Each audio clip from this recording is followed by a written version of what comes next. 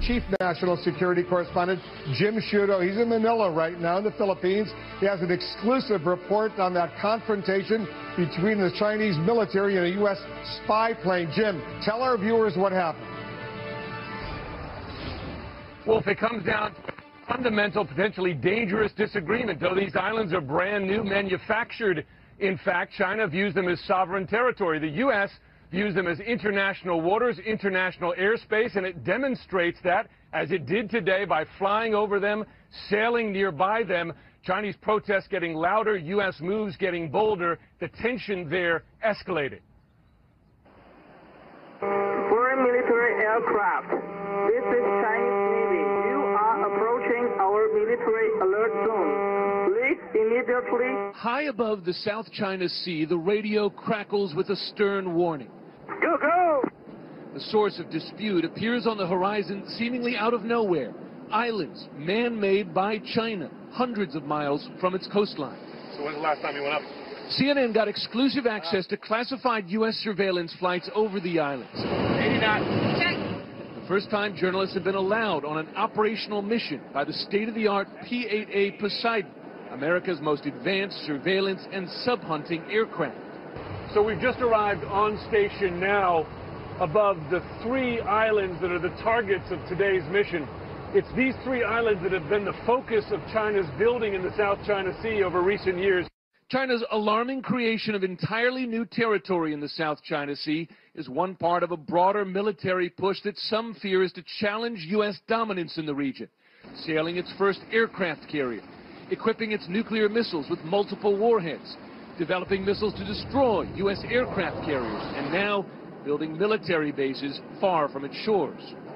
For the U.S., the islands are a step too far, and this flight is part of a new and bold American military response that may soon include sailing U.S. warships close by as well. In just 2 years, China has expanded these islands by 2,000 acres, the equivalent of 1,500 football fields and counting, an engineering marvel in waters as deep as 300 feet. You're a military man. You look at this, is there any doubt that that is a future military installation? It appears to be a buildup of military infrastructure, and not to mention we were just challenged probably 30 minutes ago, and the challenge came from Chinese Navy, and I'm highly confident it came from ashore on this facility here. What used to be the Fiery Cross Reef now has early warning radar, an airport tower, and a runway long enough to handle every aircraft in the Chinese military. Some are calling it China's unsinkable aircraft carrier. These videos of the islands, taken from the P-8's advanced surveillance cameras, never before declassified. In a sign of just how valuable China views them, the new islands are already well protected. There's obviously a lot of surface traffic down there. Chinese warships and Chinese Coast Guard ships.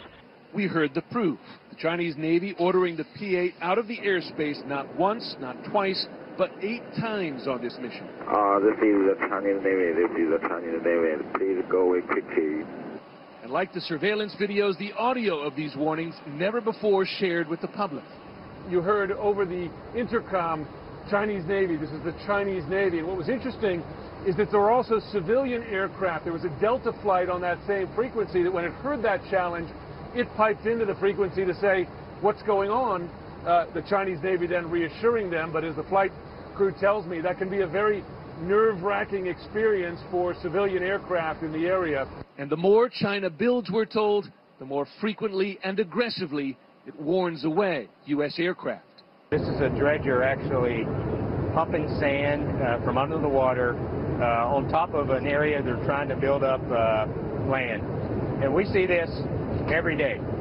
So I think they work weekends when they're doing this. 24/7. It happens, we see it all the time.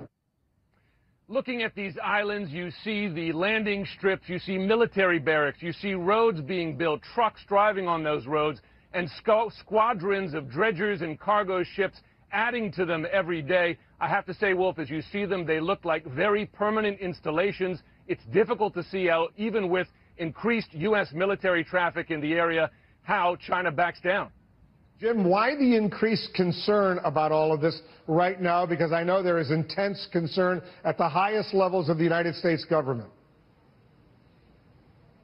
It's two things, Wolf. One, it is pace. Over the span of just 2 years, China has expanded the area of these islands from 5 acres to 2,000 acres, 400 times, and it's rising every day. We saw that today, but it is also this. It is the militarization of them, putting in landing craft that can carry the largest military aircraft in the Chinese arsenal, the early warning radar systems, deep water harbors that can accommodate Chinese Navy ships. It is that militarization that has the U.S. now considering a bolder military response. And when the Chinese military says to the American Poseidon, the crew up there, please go away quickly, what's the reaction from the crew inside that Poseidon surveillance plane?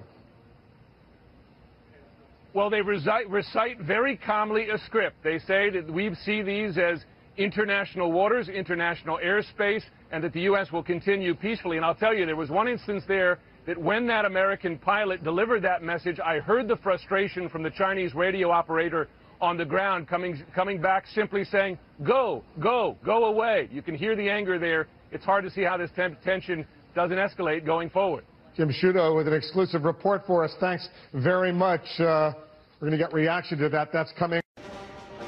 A new, blatant, and aggressive threat from Kim Jong-un. His forces will open fire on any South Korean ships moving into what he sees as North Korean waters. Tonight, South Korea, a U.S. ally, is angrily vowing retaliation. Threats like this from Pyongyang have kept America from being able to negotiate over Kim's nuclear weapons program, like it's trying to do with Iran. CNN has learned during the 2 years of America's obsessive attempts to prevent Iran from building even one nuclear bomb, North Korea has been greatly expanding its ability to make the nuclear explosive materials that it needs to make nuclear weapons. Former UN Weapons Inspector David Albright says in those 2 years, Kim Jong-un's regime has doubled the size of the enrichment plant at Yongbyon, which you can see in these satellite photos. Yongbyon is where experts say North Korea enriches uranium for nuclear bombs. And Albright says that's not all they've done. North Korea's been spending its own money to build up its nuclear weapons program, but it's also been shopping overseas to get the equipment that they need in order to build up their nuclear arsenal. Why hasn't the Obama administration pursued talks with Kim Jong-un's government as fervently as it has with Iran? White House and State Department officials tell CNN they're committed to drawing down Kim's nuclear weapons and are open to dialogue with Kim's government. But North Korea has to show a commitment, which it hasn't done yet. Analysts say there are other reasons.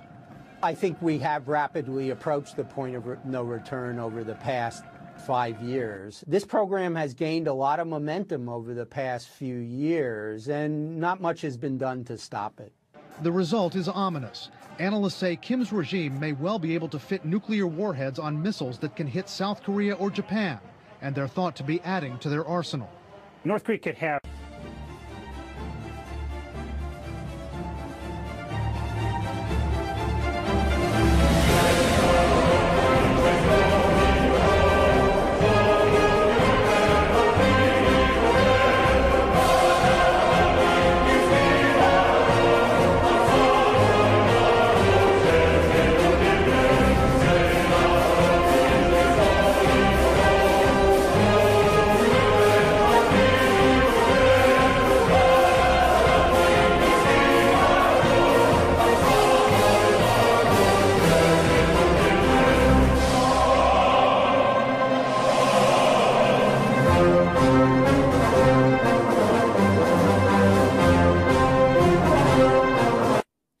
until now, the Kremlin has insisted that its annexation of Crimea in the middle of March last year was purely a reaction to a referendum that was staged there in which apparently 97% of the population of Crimea voted to become part of Russia.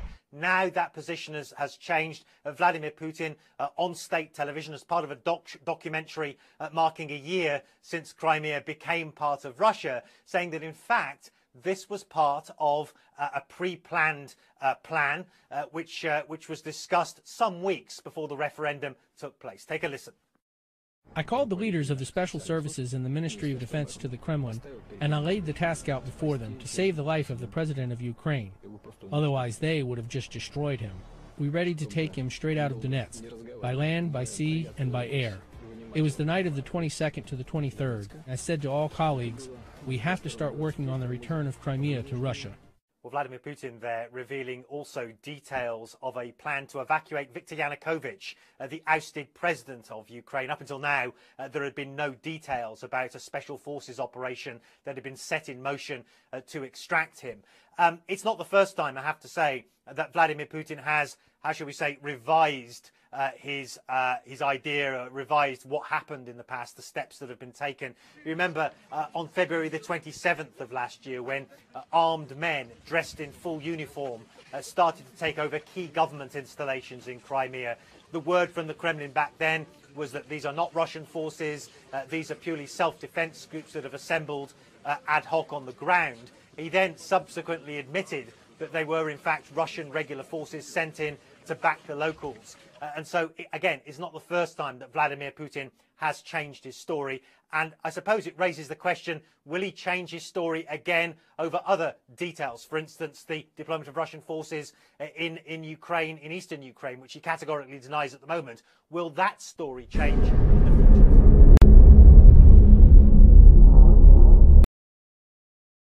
Day by flying over them, sailing nearby them, Chinese protests getting louder, U.S. moves getting bolder, the tension there escalated.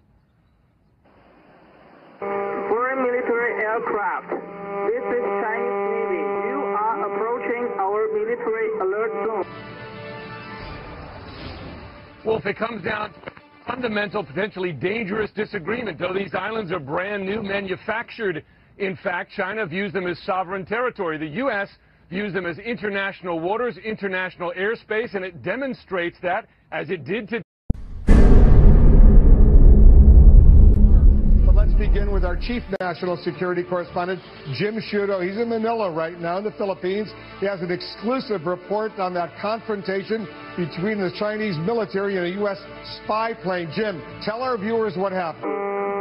Immediately. High above the South China Sea, the radio crackles with a stern warning. Go, go! The source of dispute appears on the horizon seemingly out of nowhere.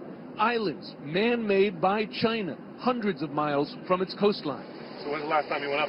CNN got exclusive access to classified U.S. surveillance flights over the islands. 80 knots. Check. The first time journalists have been allowed on an operational mission by the state-of-the-art P-8A Poseidon, America's most advanced surveillance and sub-hunting aircraft.